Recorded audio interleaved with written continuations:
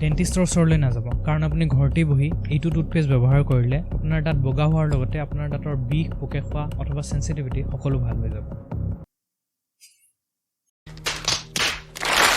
মোৰ এক্সপেৰিয়েন্সত সবতকৈ বেছি সোধা প্ৰশ্নটোৱে হৈছে যে আমি কোনটো টুথপেষ্ট ব্যৱহাৰ কৰিব লাগে